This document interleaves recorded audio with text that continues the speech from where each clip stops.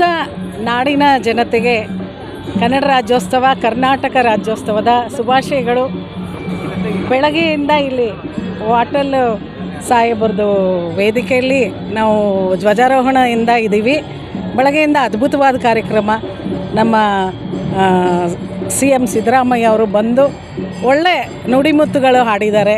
ಕನ್ನಡ ಹೋರಾಟಗಾರರ ಕೇಸ್ಗಳು ಹಿಂಪಡಿತೀನಿ ಅಂತ ಹೇಳಿದ್ದಾರೆ. ಅದೇ ನಮ್ಮ ಹೋರಾಟಗಾರರಿಗೆ ತುಂಬ ಖುಷಿಯಾಗಿದ್ದು. ಕನ್ನಡದ ವಿಚಾರವಾಗಿ ಸಾಕಷ್ಟು ವಲಸಿಗರ ಬಗ್ಗೆನೂ ಮಾತಾಡಿದ್ರು. ನಾವು ವಲಸಿಗರಿಗೆ ಕನ್ನಡ ಕಲಿಸ್ಬೇಕು, ಎಲ್ಲ ಭಾರತೀಯರು ಅನ್ನೋ ಥರ ಅವರು ಒಂದು ನುಡಿಮುತ್ತು ಹೇಳಿದ್ರು. ನಮ್ಮ ವಾಟಲ್ ಸಾಹೇಬರು ಅಷ್ಟೇ ಒಳ್ಳೊಳ್ಳೆ ಸಂದೇಶಗಳನ್ನ ಕೊಟ್ಟರು. ನಾಡಿನಾದ್ಯಂತ ಕನ್ನಡ ರಾಜ್ಯೋತ್ಸವ ವಿಜೃಂಭಣೆಯಿಂದ ನಡೀತಾ ಇದೆ. ಮತ್ತು ಎಲ್ಲ ಭಾಗದಲ್ಲೂ ಇತ್ತೀಚೆಗೆ ಕನ್ನಡ ರಾಜ್ಯೋತ್ಸವ ಅದ್ಧೂರಿಯಾಗಿ ಆಚರಣೆಗಳು ಮಾಡ್ತಾ ಇದ್ದಾರೆ. ನಮಗೆ ಈ ಕನ್ನಡದ ಹಬ್ಬ ನೋಡೋದೇ ತುಂಬ ಸಂತೋಷ. ನಾವು ಹೋರಾಟಗಾರರಿಗೆ ವರ್ಷ ಇಡೀ ಕನ್ನಡದ ಹೋರಾಟಗಳು ಮಾಡ್ಕೊಂಡು ಬರ್ತಾ ಇರ್ತೀವಿ. ಇವತ್ತು ನಮಗೆ ಹಬ್ಬ, ಕನ್ನಡದ ಹಬ್ಬ. ಮತ್ತು ಇನ್ನೊಂದು, ಮನೆಯಲ್ಲಿ ಕನ್ನಡದ ಹಬ್ಬ ಆಚರಣೆ ಆಗಬೇಕು.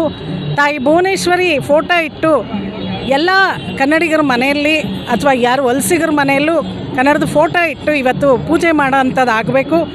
ಇದು ಎಲ್ಲ ದೀಪಾವಳಿ, ಯುಗಾದಿ ಹಬ್ಬ, ದಸರಾ ಈ ಥರ ಆಚರಣೆ ಆಗುತ್ತಲ್ಲ, ಹಾಗೆ ಕನ್ನಡ ರಾಜ್ಯೋತ್ಸವನೂ ಅದೇ ಥರ ಮನೆ ಹಬ್ಬ ಆಗಬೇಕು.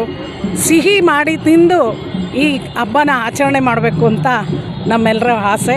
ಅದು ಮುಂದಿನ ದಿನಗಳಾಗುತ್ತೆ. ಯಾಕಂದರೆ ವಲಸಿಗರು ಜಾಸ್ತಿ ಬರ್ತಾ ಇದ್ದಾಗ ನಾವು ಕನ್ನಡಿಗರು ಎಚ್ಚೆತ್ಕೊಳ್ತೀವಿ. ಅದು ಮುಂದಿನ ದಿನಗಳಲ್ಲಿ ಆಗುತ್ತೆ ಅಂತೇಳಿ ನಾನು ವಿಶ್ವವಿಜಯ ಕನ್ನಡಿಗರ ವೇದಿಕೆ ಸಂಸ್ಥಾಪಕ ರಾಜ್ಯಾಧ್ಯಕ್ಷರು, ವಾಟಲ್ ಒಕ್ಕೂಟದಲ್ಲಿ ಮಹಿಳಾ ಘಟಕದಲ್ಲಿದ್ದೀನಿ.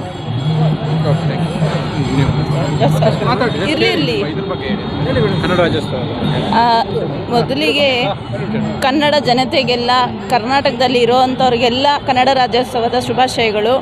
ಮತ್ತು ನಾನು ಹೇಳಕ್ಕೆ ಬಯಸ್ತೀನಿ ಅಂದರೆ, ಕನ್ನಡನ ಎಲ್ಲರೂ ಮಾತಾಡಿ, ಕನ್ನಡ ಮಾತಾಡಿದ್ರೆ ಅವಮಾನ ಅಂತ ತಿಳ್ಕೊತಾ ಇದ್ದಾರೆ ಕೆಲವರೆಲ್ಲ. ಅದನ್ನು ಯಾರೂ ಆ ಥರ ಭಾವಿಸ್ಬೇಡಿ. ಕನ್ನಡ ತುಂಬ ಒಳ್ಳೆ ಭಾಷೆ ಇದೆ, ಒಳ್ಳೆ ನಾಡು ನುಡಿ ನೆಲ ಎಲ್ಲ ಕನ್ನಡಿಗರದು ಅಂತ ತಿಳ್ಕೊಂಡು ಎಲ್ಲ ಕನ್ನಡ ಮಾತಾಡಿ ಕನ್ನಡನ ಬೆಳೆಸಿ ಉಳಿಸಿ ಅಂತ ಕೇಳ್ಕೊತಾ ಇದ್ದೀನಿ. ನನ್ನ ಹೆಸರು ರಾಧಿಕಾ.